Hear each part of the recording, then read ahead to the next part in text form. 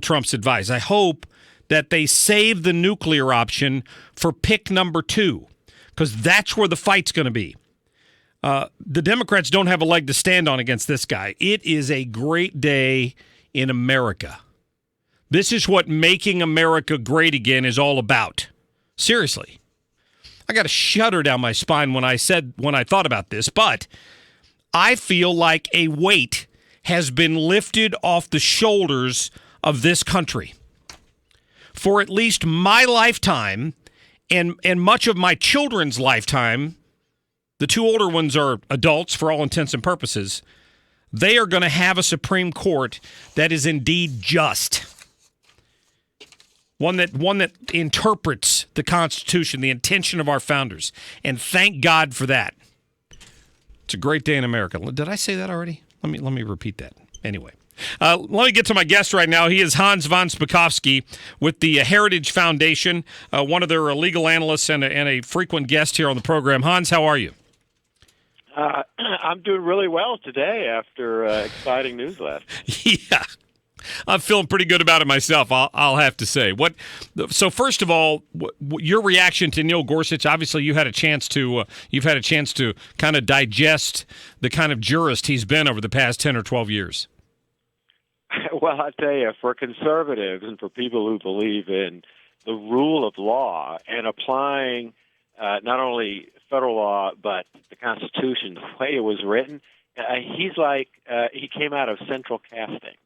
Yeah. I mean, seriously, not only does he have sterling academic credentials, but if you look at the writings he has done, everything from articles to books, to the decisions that he's issued ever since he became a federal judge, and that was back in 2006.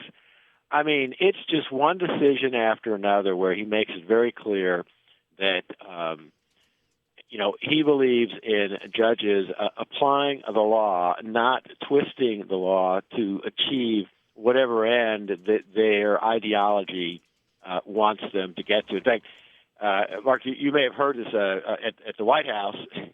He had this great line that he used after the president introduced him, in which he said, "A judge who likes every outcome he reaches is very likely a bad judge Sure. because he's stretching for results he prefers rather than those that the law demands." I mean, that kind of encapsulates the kind of judges we want. Yeah, it really does. Everyone I've heard so far that has argued in front of him, liberal, conservative, and otherwise, talks about the fact that he's thorough, he reads every brief, he looks at both sides, he seriously looks at how the law applies. Are there any folks on the left who've criticized him? Any of the criticisms you've heard that you think are valid at all? No. Look, I heard Nancy Pelosi talking about how, he wants dirty air and dirty water. And it seems to me I've heard that campaign slogan before. And that's what it is, a campaign slogan.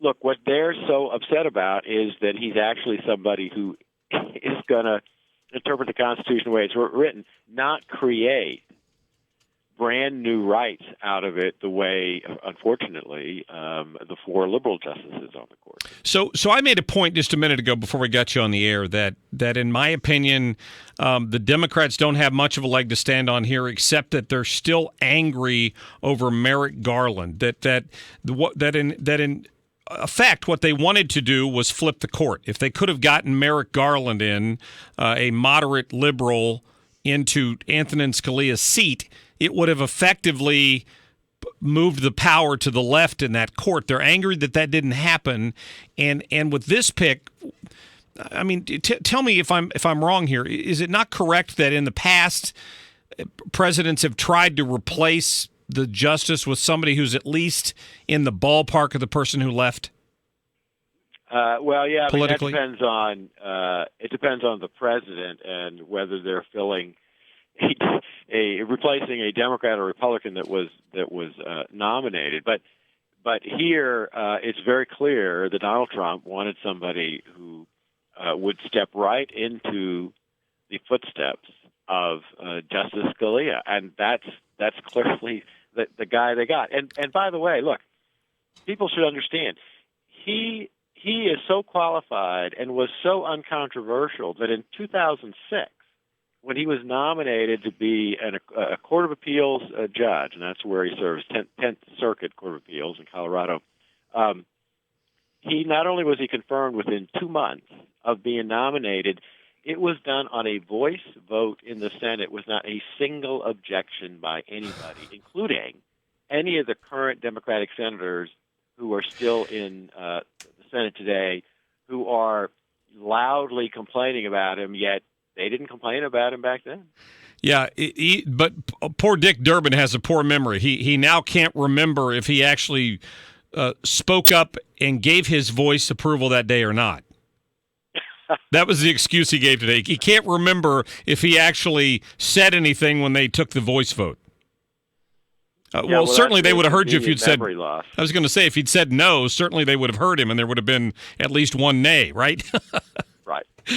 That's exactly right. Yeah. So Hans, what's your? I know you're not in the crystal ball business, but do you think that Republicans can get him in without using this so-called nuclear option? Well, I tell you, if the Democrats are smart, they'll complain for a little bit, but then they will let him in without that happening. And the reason being, look, George W. Bush and Barack Obama each got 2 appointments to the Supreme Court.